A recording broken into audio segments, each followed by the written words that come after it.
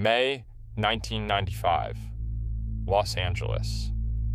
A convention center full of journalists, developers, and executives, all of them about to witness something they would talk about for the rest of their careers. On one side of this room, the most powerful gaming company on the planet, a company that had spent 3 years absolutely dominating the industry. A company so confident in its position that it had already decided how this day would go. On the other side, a consumer electronics company, a company that had never made a video game console before, a company that had, just 2 years earlier, been humiliated by the very empire it was now preparing to destroy. What happened in the next 4 minutes would not just change video games. It would prove one of the most brutal lessons in all of business, that the most dangerous enemy is never the one you're watching. It's the one you laughed at. To understand what happened at E3 1995, you need to understand what Sega was in 1992. They weren't just winning, they were untouchable. The Sega Genesis had done something no one thought possible. It had taken Nintendo's crown. In the United States, Sega controlled 65% of the 16-bit console market. 65%. Their marketing was aggressive, irreverent, and brilliantly targeted at exactly the demographic Nintendo was losing: teenagers who thought Nintendo was for kids.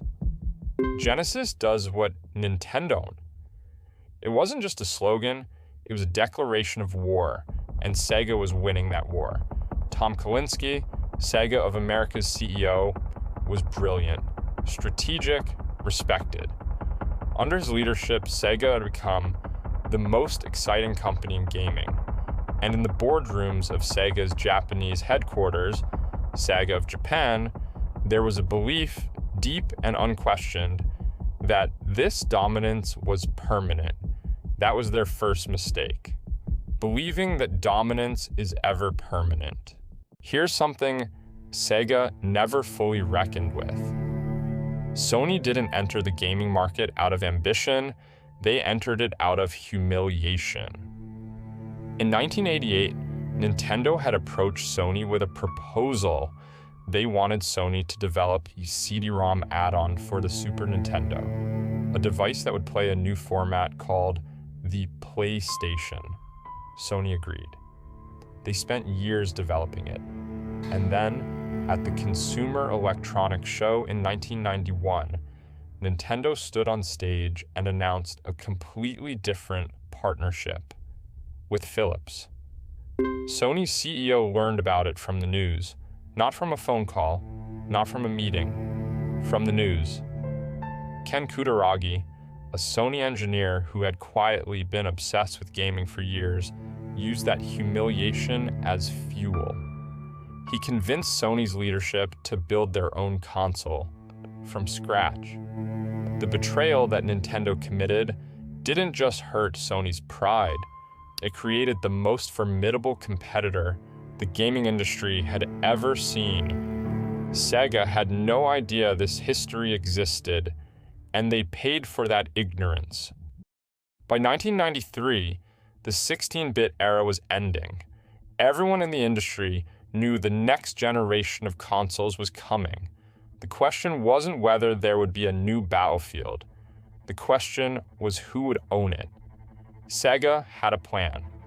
They called it the Saturn, a powerful machine, technically sophisticated, built around a dual processor architecture that Sega's engineers believed would be impossible to match. Meanwhile, in development labs across Japan, Sony was building the PlayStation, leaner, more developer-friendly, and designed with a single strategic insight that Sega had missed entirely. Third-party developers, the studios that made the games, were exhausted by Nintendo's control and confused by Sega's internal chaos. Sony offered them something neither competitor could: simplicity, transparency, and a genuine partnership. While Sega was perfecting its hardware, Sony was building its army. And that army, Electronic Arts, Konami, Namco, Capcom, would matter more than any processor ever could. Here's where the story gets complicated. Because Sega's problem wasn't incompetence, it was something far more dangerous. It was a company at war with itself. Sega of Japan and Sega of America were not allies, they were rivals.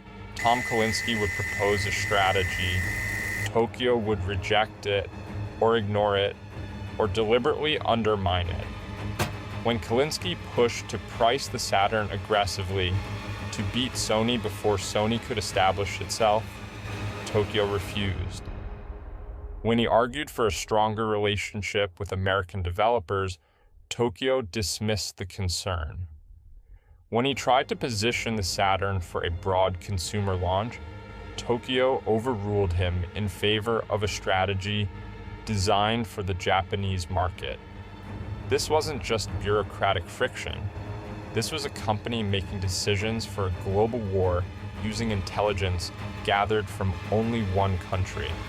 And meanwhile, Sony was watching, learning, studying every move Sega made. Every miscalculation was noted. Every weakness was cataloged. And then came E3. The Electronic Entertainment Expo, May 11, 1995, Los Angeles Convention Center. It was the first E3 ever held. The industry had outgrown the Consumer Electronics Show, and gaming needed its own stage, its own moment, and Sega arrived ready to own it. The Saturn had already launched in Japan 4 months earlier. The Japanese response was strong. Now it was America's turn. Sega took the stage that morning with confidence. Their presentation was polished. Their lineup was credible, and then they made an announcement that stunned the room. The Saturn would not launch in the autumn as planned. It was launching immediately. That day, in select retailers across the United States, the price $399. The room reacted, some impressed, some uncertain. Sega believed they had seized the initiative. They had no idea what was waiting for them 3 hours later. That afternoon, Sony held their own press conference. Steve Race took the stage. Steve Race was Sony Computer Entertainment America's president. He was not known for big speeches. He was not known for theatrics. He walked to the microphone. He looked out at the audience, and he said one word, one number, $299. Then he walked off stage. No elaboration, no feature list, no marketing language, just a number. The crowd erupted. In 4 seconds, Steve Race had communicated everything Sony needed to say. We are cheaper, we are here, we are serious, and we have been planning this moment for a very long time. Sega's $399 Saturn had been on sale for approximately 3 hours. In those 3 hours, Sony had made it obsolete. Not with better hardware, not with better games, with a single, perfectly calibrated number. The shockwave moved fast. Retailers who had already committed to stocking the Saturn at $399 were suddenly facing a brutal choice. They could sell a Sega console for $399 or a Sony console for $299. The consumer math wasn't complicated. Best Buy, Walmart, and KB Toys responded almost immediately, announcing they would not carry the Saturn at all. The early launch that Sega had intended as a power move had become a liability. They had launched without enough units, without enough games, without the retailer relationships to support a national rollout. The surprise launch had felt bold in the boardroom. On the floor of E3, it looked like panic. And among the developers watching Sony's presentation that afternoon, the studios Sega needed to make the Saturn worth buying, the message was received clearly. Sony was serious. Sony was organized. Sony was offering them a better deal, a better machine to develop for, and a better price platform that consumers would actually buy. One by one, they started returning Sony's calls. Tom Kalinske had seen it coming, not the specific catastrophe of E3, not the exact 4 seconds that dismantled everything, but the shape of the disaster, the outline of it. He had been warning Sega of Japan for 2 years, priced the console aggressively, prioritize the American market, build the developer relationships that would fill the library. Tokyo had overruled him at every step, and now, standing in the wreckage of what should have been Sega's triumphant moment, Kalinske made a decision. He resigned. Not immediately, he stayed through the end of 1996, working to right a ship that was taking on water faster than any crew could bail. But E3 1995 was the moment Tom Kalinske knew it was over. He had built something extraordinary, and then watched it be dismantled. Not by Sony, not by the market, not by bad luck, but by the very company he was working for. There are few things in business more quietly devastating than being right about everything and having no power to act on it. The numbers tell a story that needs no editorializing. In the United States, the PlayStation outsold the Saturn by a ratio of nearly 5-1. Globally, the PlayStation sold 102 million units, the Saturn sold 9.5 million. But the sales figures are almost beside the point. What truly killed the Saturn was the library. Sony's developer relationships, built quietly, methodically, while Sega was fighting itself internally, produced a catalog that was simply not comparable. Final Fantasy VII went to PlayStation, not Saturn. Metal Gear Solid went to PlayStation, not Saturn. Resident Evil, Tomb Raider, Crash Bandicoot, Gran Turismo. These weren't just games, they were cultural moments, and Sega had none of them. The hardware that Sega's engineers had spent years perfecting, the dual processor architecture they believed would be their edge, turned out to be so complex that developers found it punishing to work with.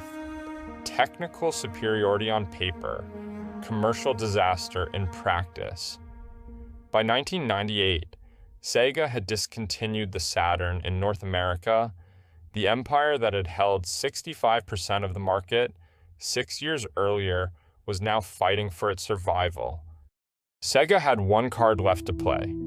The Dreamcast, launched in 1998 in Japan and 1999 in North America, the Dreamcast was genuinely extraordinary. The first console with a built-in modem, online gaming before most people had broadband, a library that included some of the most creative games ever made: Shenmue, Jet Set Radio, Crazy Taxi, Soul Calibur. For a brief moment, it looked like Sega might have found a way back. The North American launch was the most successful console launch in history at that point. The games were brilliant, the community was passionate, and then Sony announced the PlayStation 2. They didn't just announce a new console, they announced a DVD player. At a time when DVD players cost $300, $400 on their own, the PlayStation 2, which could play DVDs and next-generation games, was a proposition the Dreamcast simply couldn't compete with. And then EA, still locked in a dispute with Sega over licensing terms, announced they would not develop for the Dreamcast. Without EA's sports franchises, Madden, FIFA, NBA Live, the Dreamcast was fighting with one hand tied behind its back. The last gamble was failing. On March 31st, 2001, Sega discontinued the Dreamcast. They announced they would exit the hardware business entirely. the company that had once held 2/3 of the American gaming market, the company that had invented the concept of aggressive, youth-targeted games marketing, the company that had outmaneuvered Nintendo, built a loyal global audience, and produced some of the most beloved hardware in the history of the medium. Gone, not acquired, not merged, just gone. Sega became a software developer, a studio, a ghost of what it had been. It still exists today, making games for other companies' platforms, including Sony's. There is something almost unbearably poetic about that. The company that Sony replaced, now making games for Sony's machine. The empire reduced to a tenant in someone else's house. So what actually killed Sega? Not Sony. Sony was the instrument. But Sony didn't create Sega's vulnerabilities. Sega created them. The first cause of death, organizational fracture. A company divided against itself cannot execute a coherent strategy. Segs of Japan and Segs of America weren't just culturally misaligned. They were actively working at cross purposes at the moment the company needed perfect coordination. The second cause of death, the arrogance of the incumbent. When you hold 65% of a market, it is psychologically very difficult to take a new entrant seriously. Sony had never made a console. Sega had been doing it for years. That experience became a blind spot. The third cause of death, confusing technical complexity with competitive advantage. The Saturn's dual processor architecture was a genuine engineering achievement. It was also a nightmare to develop for. And in a market where winning requires third-party support, making developers' lives harder is not a strategy. It's suicide. The fourth cause of death, the surprise launch, a tactic designed to demonstrate strength revealed instead the depth of Sega's panic. In business, as in war, a premature offensive that you cannot sustain is worse than no offensive at all. Here's what this story is really about. It isn't about video games. It isn't about Sega's mistakes or Sony's brilliance. It is about what happens when a dominant organization stops asking the question that kept it dominant in the first place. That question is, who is building something in a garage right now that will make everything we have irrelevant?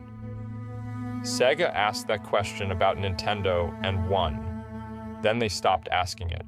Sony never stopped asking it. That gap between the organization that is hungry and the organization that is satisfied is where empires go to die. The $299 that Steve Race announced wasn't a price point. It was a message. It said, "We have been watching you. We have been learning from you. We have been preparing for this specific moment, and you had no idea." That is the most dangerous position any dominant organization can be in, not under attack, unaware that the attack is already underway. Whether you run a business, create content, or compete in any arena, the lesson is the same. Your greatest threat is never the rival you can see. It is the one that you laughed at 3 years ago when they were just getting started.